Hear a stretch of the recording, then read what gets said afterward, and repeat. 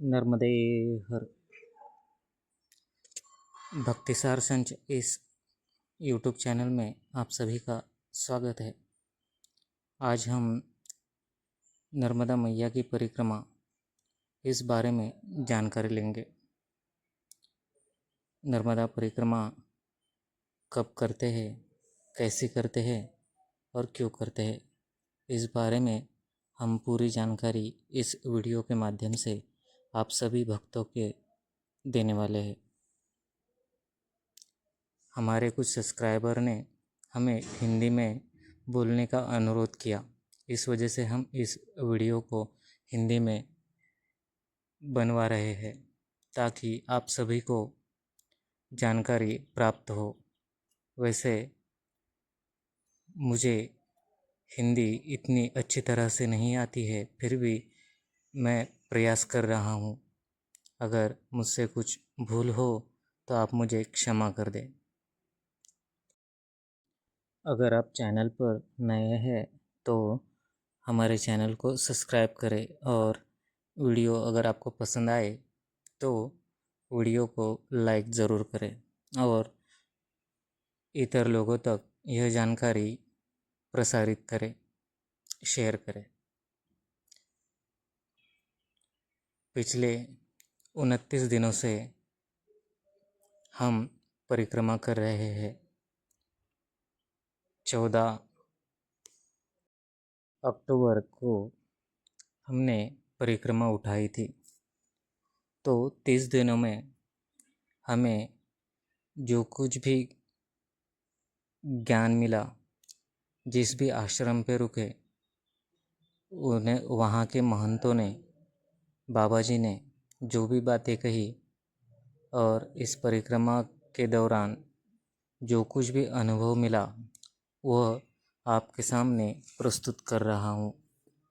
इसमें से मेरा खुद का एक भी लफ्ज़ नहीं है, इस वजह से आप सभी लोग यह वीडियो ध्यान से देखें और समझने का प्रयास करें। सबसे पहले हम नर्मदा मैया का इतिहास देखेंगे। मैया का जन्म प्रभु शिव जी के पसीने से हुआ था, ऐसा कहा जाता है। शिव जी के पसीना मैकल पर्वत यानी अमरकंटक यहाँ पर माघ मास की शुक्ल सप्तमी को गिरा और उस पसीने से एक बालिका का जन्म हुआ। उसी बालिका को सभी देवता ने माँ नर्मदा ऐसे नाम रख दिया। वह अमरकंटक से बहकर पश्चिम की ओर अरब सागर तक बहती है। एकमात्र ऐसी नदी है जिसकी परिक्रमा की जाती है। ऐसा माना जाता है कि सबसे पहले श्री मार्कंडेय ऋषि, इन्होंने नर्मदा मैया की पहली परिक्रमा की। आज से 7000 साल पहले उन्होंने मैया के साथ साथ उनके मिलने वाली हर एक धारा को पार न करते हुए उनके मुख्य स्रोत तक जाकर फिर मैया के किनारे ऐसे 45 साल के समय के भीतर यह परिक्रमा की। वैसे तो खास तौर पर परिक्रमा ओमकारेश्वर से की जाती है, मगर आप यह ज़रूरी नहीं है कि ओमकारेश्वर से ही परिक्रमा शुरू करें। आप अमरकंटक, नेमावर किसी भी स्थल से यह परिक्रमा उठा सकते हैं। मगर जब भी आप परिक्रमा पूर्ण करते हैं उसके पश्चात आपको यह जल ओमकारेश्वर जी को अर्पण करना पड़ता है। इस वजह से अगर हम ओमकारेश्वर से ही शुरू करें तो ओमकारेश्वर में ही हम हमारी परिक्रमा पूर्ण कर हमारे साथ में जो जल होता है उसे ओमकारेश्वर जी को अर्पण करके हमारी परिक्रमा परिपूर्ण हो सकती है। इस परिक्रमा के दौरान हमें मैया के किसी भी धारा को पार नहीं करना होता है और यह परिक्रमा सूर्योदय के बाद और सूर्यास्त के पहले हमें चलना पड़ता है। सूर्यास्त होने के बाद हम चल नहीं सकते। जहाँ पर भी हमें सूर्यास्त हो ऐसी जगह पर हमें चलना छोड़कर वहीं पर आसन लगाना होता है। उसी हिसाब से हमें अपनी गति को बढ़ाना और कम करना होता है ताकि हमें असुविधा ना हो। हर दिन हमें प्रातः सूर्योदय के बाद में परिक्रमा चालू करनी होती है। सूर्योदय और सूर्यास्त दोनों के बाद हमें मैया की पूजा अर्चना करनी पड़ती है और जब भी हम परिक्रमा में चलते हैं हम एक दूसरे से बात न करते हुए नाम जप करते हुए चलना होता है। इस कारण अगर हम अकेले हैं तो यह एक तप के बराबर होती है ताकि हम इधर उधर की बातें ना करते हुए सीधे हम अगर नाम जप करते हैं तो वो एक साधना कहलाती है, क्योंकि परिक्रमा एक चक्कर होती है। परंतु मैया की परिक्रमा एक चक्कर नहीं है। हमें उनके तट पर जो भी साधु संतों ने तपश्चर्या की है उनके स्थलों को भी भेंट देनी पड़ती है। वहाँ जाके हमें कुछ सीखना पड़ता है। वहाँ पे जो भी आश्रम है वहाँ के साधु हमें बहुत सारा ज्ञान देते हैं, उनसे वह ज्ञान भी अर्जित करना होता है।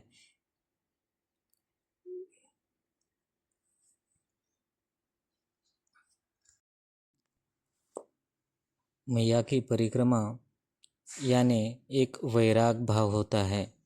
वैराग भाव मतलब जो साधु संत होते हैं वह जो तपश्चर्या करने के लिए अनिवार्य होता है, जिसके कुछ नियम है, वह उसे हम यम नियम कहते हैं।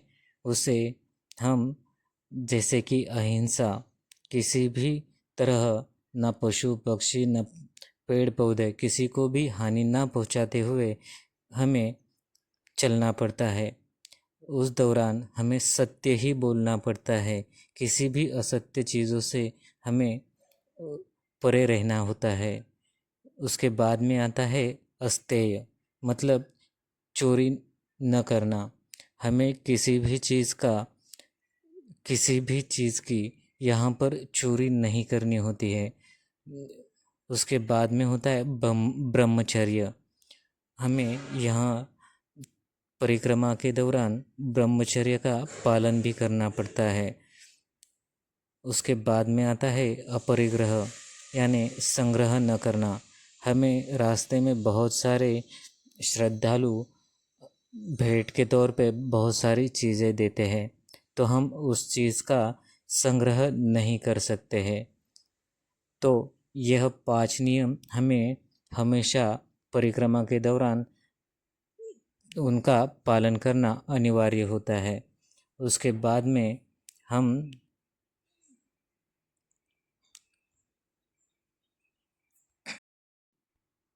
परिक्रमा के दौरान जब आप संकल्प लेते हैं उसी समय आपको पंडित जी बहुत सारे नियम समझा देंगे, परंतु हमें कुछ ऐसी बातें यहाँ पे बतानी है जो पंडित जी वहाँ पे नहीं बताते हैं। पहली चीज़, जो हम चलते हैं तो हमें अकेले ही चलना है, ना कि एक दूसरे के साथ में बातचीत करते हुए या फिर किसी भी चीज़ को, मतलब आपको चलने के दौरान आपका नाम जप ही करते रहना है, ताकि आप यहाँ पे ना कि घूमने के लिए आए हैं, आप यहाँ पिकनिक के लिए भी नहीं आए हैं, आप यहाँ पे तप करने आए हैं। तो वो उसी को आपको ध्यान में रखते हुए आपको ध्यान धारणा और साधना ही करनी है। और जितना हो सके आप मैया के तट के किनारे से चले। अगर मैया के तट के किनारे से अगर रास्ता नहीं है तो उसके नज़दीकी जो भी रास्ता है उस रास्ते से आप चल सकते हैं। हर जगह पे आपको अभी के दौर में बोर्ड लगाए हुए मिलेंगे, तो आप अगर उसे फॉलो करेंगे और आजू बाजू को देखते हुए भी आप चलेंगे तो भी आप सही रास्ते पर चल सकते हैं। परिक्रमा कब की जाती है? वैसे तो परिक्रमा कब की जाती है ये विवादित मुद्दा है, क्योंकि बहुत सारे लोग दशहरे के बाद में परिक्रमा शुरू करते हैं, तो कोई चतुर्मास ख़त्म होने के बाद यानी देवउठनी एकादशी के बाद परिक्रमा शुरू करते हैं।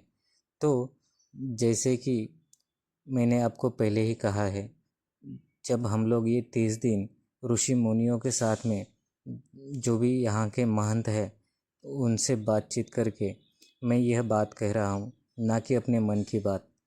तो उनका यह कहना है कि आप पूरे साल में परिक्रमा कर सकते हैं, लेकिन चतुर्मास में आप क्यों ना करें। उसका उत्तर उन्होंने सरल में यही कहा, उस दौरान बरसात का समय होता है और उस दौरान हर वो नदी नाला पानी से बहता है और उसके कारण जो मैया के किनारे जो रास्ते हैं वो बंद हो जाते हैं। उस कारण आपको तकलीफ़ हो सकती है। जैसे जैसे पहाड़ों इलाका होता है वहाँ पे साधन सामग्री पहुँच नहीं पाती है, तो उस दौरान आपको खाने पीने की चीज़ें भी उपलब्ध नहीं हो सकती। इस वजह से चतुर्मास के दौरान आप परिक्रमा ना करें, यह उन्होंने उसका जवाब दिया था। महाराष्ट्र में बहुत सारे परिक्रमावासी दशहरे के बाद में परिक्रमा उठाते हैं। जैसे कि मैंने आपको पहले ही कहा कि मैंने आज से 1 माह पहले मतलब दशहरे के बाद में जो भी एकादशी आई उस वक्त मैंने यह परिक्रमा उठाई है और अभी मुझे आज 1 माह पूरा हो चुका है। तो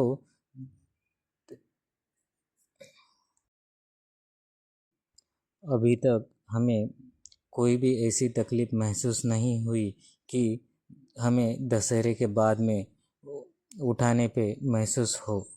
तो और बहुत सारे संतों ने यह भी कहा है, जो आश्रमधारी है उन्होंने कहीं पे भी हमने जो परिक्रमा उठाई है उसे गलत ऐसा नहीं कहा है।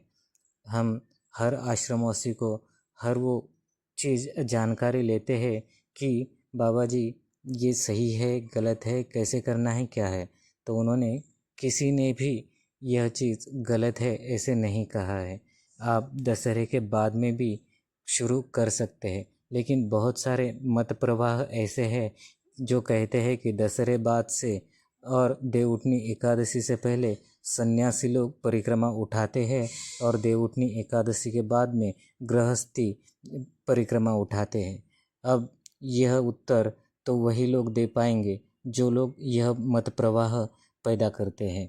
तो इस बारे में आप खुद अपनी राय ले और जो भी परिक्रमावासी और जिसके भी मन में यह भाव पैदा होता है कि हमें परिक्रमा करनी चाहिए, तो वो आप खुद डिसाइड कर सकते हैं कि आपको किस समय आपको परिक्रमा करनी है। क्योंकि ऐसे मत प्रवाह बहुत सारे आपको मिलेंगे। महाराष्ट्र में कुछ अलग मत प्रवाह मिलेंगे, तो कोई मतलब हर अलग अलग स्टेट में अपना अपना एक मत प्रवाह होता है।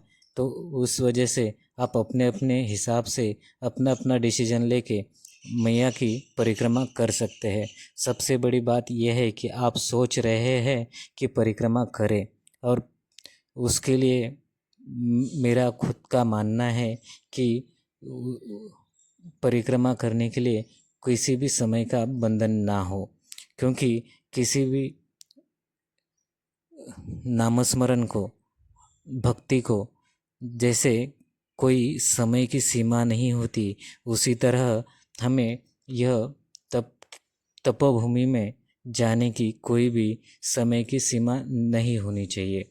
बाकी आपकी मर्जी है, आप जब चाहे परिक्रमा उठा सकते हैं। जो भी अन्न क्षेत्र होते हैं, जहाँ पर भी हम रात को रुकते हैं या फिर दोपहर के प्रसादी का होता है या फिर सुबह का बालभोग का समय होता है, वह हर एक अन्न क्षेत्र 12 ही महीने चालू होते हैं। किसी भी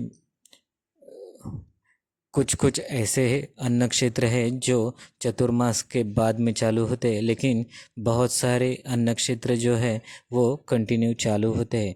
इस वजह से आप यह परेशान ना हो कि हमें भूखे पेट सोना पड़ेगा।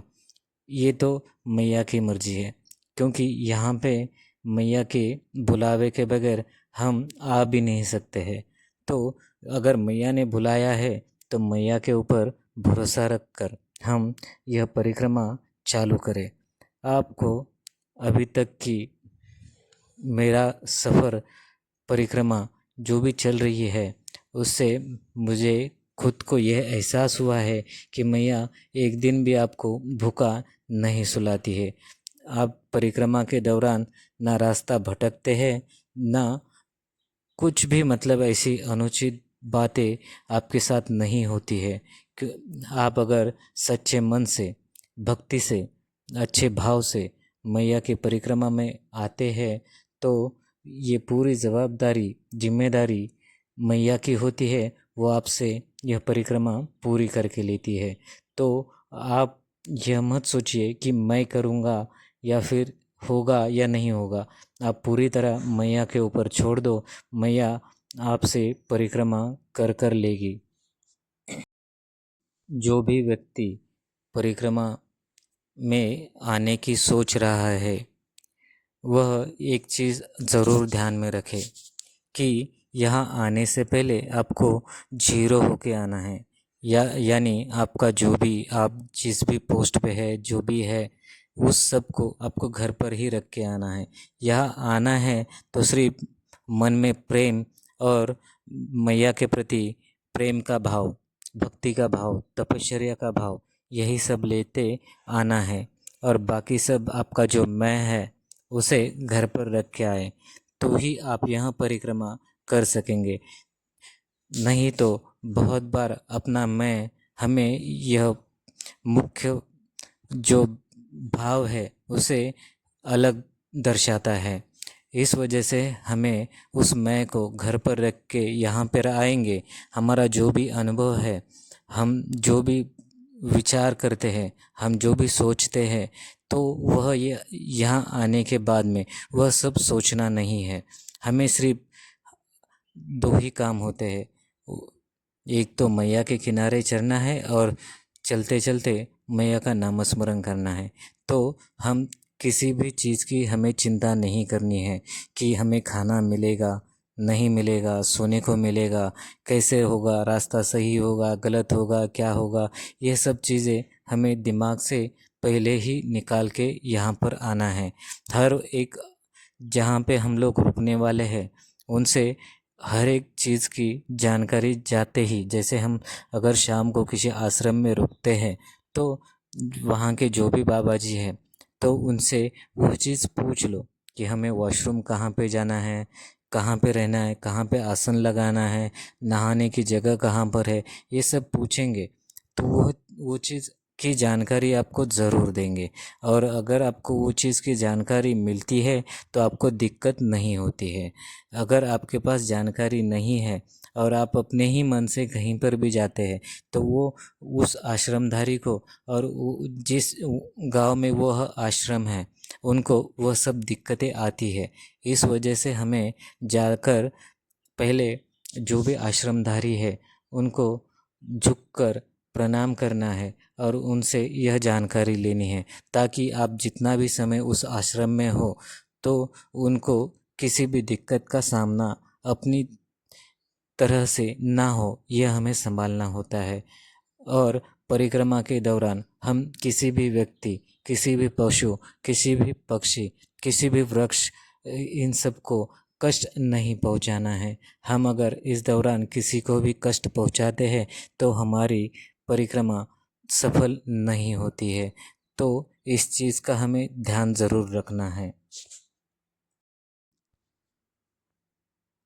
इस तरह से अगर आप को पूरी तरह से जानकारी मिली हो तो एक लाइक ज़रूर करें, और आपके मन में जो भी प्रश्न है आप हमें कमेंट बॉक्स में पूछ सकते हैं, और जो भी आपको लग रहा है तो वो हमें कमेंट बॉक्स में भी डाल सकते हैं। परिक्रमा के दौरान जो भी 30 दिनों का अनुभव मुझे हुआ है वह मैंने आपके सामने प्रस्तुत किया है। इसमें से कोई भी शब्द अगर बुरा लगता है या फिर किसी को कुछ भी उस शब्द से हानि पहुंचती है तो उसके लिए मैं क्षमा मांगता हूँ।